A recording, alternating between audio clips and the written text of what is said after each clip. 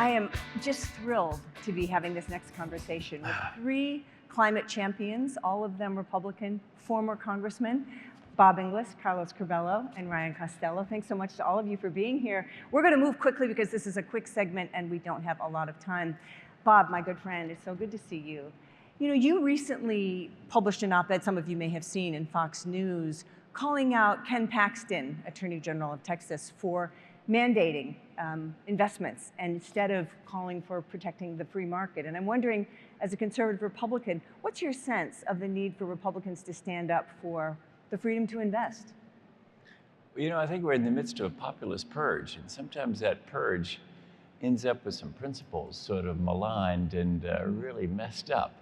And so the thought that conservatives would be behind an effort of stopping a free enterprise firm from deciding how to market itself is just a crazy notion. I mean, it doesn't fit with conservatism. What Eli Lehrer was just saying is so true, you know, that a company needs to have the freedom to decide, yeah, try this. Maybe it'll work, maybe it won't. But you don't have to go get government approval. That's a Soviet system, you know? So really, it's quite a, but the question is, how long does this purge last, and when do we come back to ourselves? I think it's coming. Do you have some specifics you can offer? Because I was about to ask you that. Where is the trend?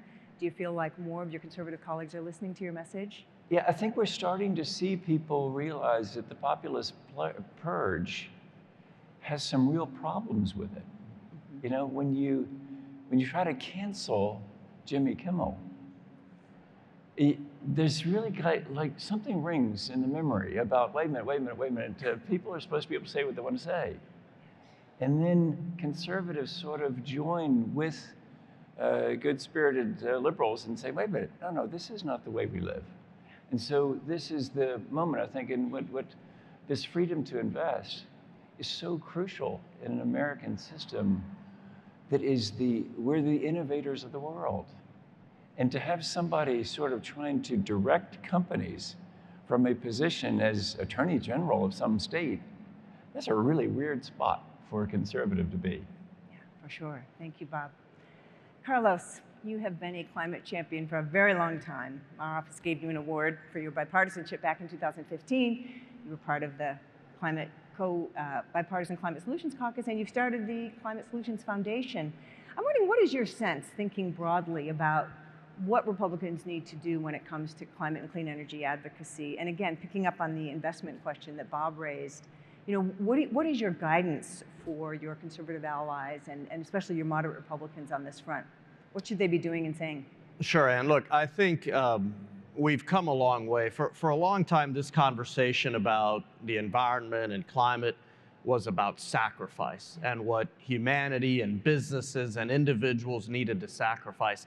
As the conversation has become more about opportunity, it has become so much easier for conservatives and Republicans to embrace these issues. And by the way, you know, on the surface, there's a lot of noise and a lot of bad news, but once you dig a little bit, you find that in Congress, there continues to be growing consensus for some of the ideas that Bob just expressed, that the government shouldn't be involved in instructing companies or investment firms or individuals in what kind of risks they can take into account when they invest, what opportunities they seek when they invest, but also that, you know, this clean energy transition is a wonderful opportunity for good paying jobs, for investment, for people to have more economic freedom, for people to take advantage of the energy that God sends us every day, right? Through the sun, through the wind, and many other forms of energy. So I have found that whereas before, you know, there's a little bit of climate denialism, but in my view, that was never the challenge on the right. Apathy was the challenge on the right. Most Republicans just didn't feel or think that this issue was important to them. They thought it was all risk and no potential reward. But as they're seeing more and more investment in their districts, as they're learning more, this has become a wonderful economic opportunity. And I think that's what's helping build some of the consensus that we're seeing, again, beneath the surface, because on this, if we just focus on the surface, it's not a great time. But I think if we dig a little deeper and we kind of see some of the dynamics in Congress that get less attention, it helps us be a lot more hopeful and optimistic. Well, I appreciate that last comment, because we know there's a much bigger world beyond the headlines, and Senator Whitehouse alluded to this. Are you confident that there's actually some constructive bipartisan conversations going on between staffers that presumably, about the economic opportunity of clean energy, about possibly a CBAM? Definitely. Look, I think probably the best thing this Congress could do for the American economy and for energy, which, by the way, when we talk about energy and the economy, it's the same thing, right? Prosperity is so connected to energy security and the availability of reliable, affordable energy. Permitting reform. If this Congress can deliver permitting reform that introduces certainty into the energy markets, right? There's so much uncertainty, and let's be fair. The previous administration kind of arbitrarily froze liquid natural gas exports. That was not something that made sense to me. Obviously, this administration is arbitrarily putting a hold on important projects that are going to help keep power bills low for people all over the country. So if Congress can reassert itself, reclaim some of its Article I powers and bring some stability and predictability to the energy markets, permitting reform can definitely deliver that. We know it has to be bipartisan, so that's a very big opportunity, I think. Well, now that you mentioned permitting reform, I'm going to pick up on what Senator Whitehouse said. I'm not going to put any of you on the spot, but later I'm going to invite any of you to comment on the criteria that Senator Whitehouse offered, which is that projects that had fewer emissions would be prioritized for streamlining. But you give that some thought. That was not part of our remarks earlier. Ryan, thank you so much for your positioning with regard to the clean energy tax credits within the IRA. You, like many Republicans, many existing House Republicans, promoted preserving those clean energy tax credits. And I just wonder if you can comment on, why is it that either the for or the against, do you see more Republicans being able to get behind the opportunity of clean energy for economic reasons, as Carlos suggested, and also the investment element of that? Is there a sense that investors should be able to invest in clean energy solutions? I think the answer is yes. I think Carlos hit the nail on the head. I mean, this is a market opportunity. The best way to maximize a market opportunity is to have policy certainty, a regulatory framework that investors can understand. And through the history of capitalism, technological innovation introduces new concepts. Those new concepts ultimately prove themselves to be commercially practicable. And tax policy and investors kind of follow that. And I think that we're at that moment in time, and I think that that's what the IRA tax credits represent in large measure. Some of it is, more demonstration projects, but some of it is like technology that works. It reduces carbon emissions. It creates economic development opportunities in parts of this country that experienced a downturn as a consequence of previous kind of industrial revolutions. And so I think it's a tremendous opportunity. And interestingly, there are a lot of, I don't like to use the term Republican districts or Democratic districts because we're one country. But if you look at where the opportunities are around the country, a lot of them are in Republican districts, and you increasingly find industry at the table negotiating for either inclusion or preservation of a lot of the tax policy, which leads to market innovation and which leads to what we're refer to as a cleaner economy. Mm-hmm. Well, thank you for saying that, because one of the things Ceres does is to bring those industries to Capitol Hill to have those constructive conversations with lawmakers. I think I mentioned earlier 170 plus meetings with the Republican side. I'm curious for each of you, and why don't we start with you, Ryan, what are the best arguments folks should carry when they're meeting with those Republican offices? They're business people, they're investors, they're trying to make the most compelling case possible in this moment. And I'm curious about what they should say and maybe what they shouldn't say. What is ineffective? Any thoughts? Candidly, referring to climate as an existential crisis is like, if you're in a Republican office, they're going to be like, okay, it's just not the language that Republicans use. I think This is important for job creation. This has been proven from a technology perspective. And actually, the single most important thing is we have more demand for electricity in the next 15 years, and we need to get more resources onto the grid.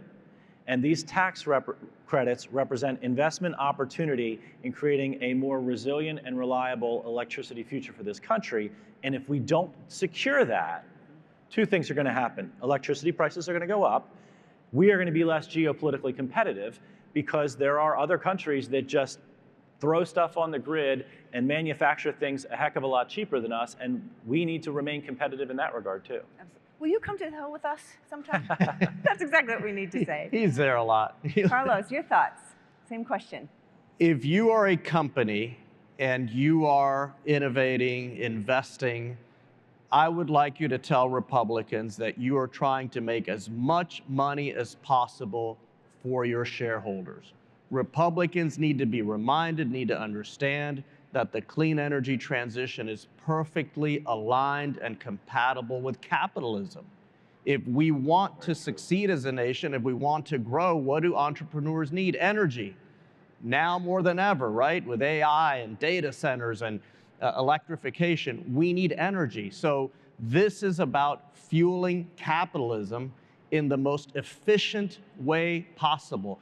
That's what Republicans need to hear. Now, there are a lot of Republicans who will also appreciate the environmental benefits and understand that, again, the environment is the economy. It's the same, right? In South Florida, where I'm from, we invest so much in Everglades restoration. If we don't get that right, it's going to hurt our economy, right? It's going to hurt the flow of fresh water into Florida Bay. It'll kill the bay. The fishermen will suffer. The restaurants will suffer. The tourism industry will suffer. It's all connected. So there are many Republicans who will also appreciate the environmental benefits, but I think what brings most Americans, certainly conservative and centrist and center-left Americans, is this idea of economic prosperity and growth and opportunity, and I really think that's what Republicans need to hear.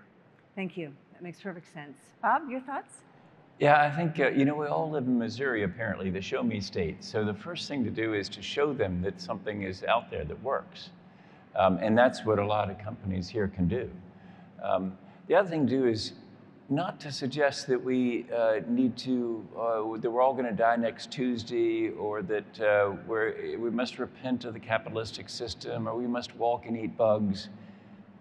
Don't go there if you're going to Republican offices. Talk to them about how this is incredible opportunity. This is like creating more energy, more mobility, more freedom. It's just going to be faster, better, and cheaper, and cleaner. And we can do that. We're the innovators. And so if you, it's what Ryan and Carlos are saying, it's that totally different language. The language of the left is about protection and nurturing. The language of the right, maybe, is what Eli Lair was talking about earlier, about going out and just making a profit and figuring out how to do human flourishing. And so it really is this connection between free enterprise innovation that actually delivers the environmental benefit. But just understand the audience, and as Ryan said, use the right language is the key. Yeah, absolutely. Well, thank you so much. I really wish we had more time, and we're going to keep this conversation going as we do our work. Please join me in thanking our three colleagues this morning.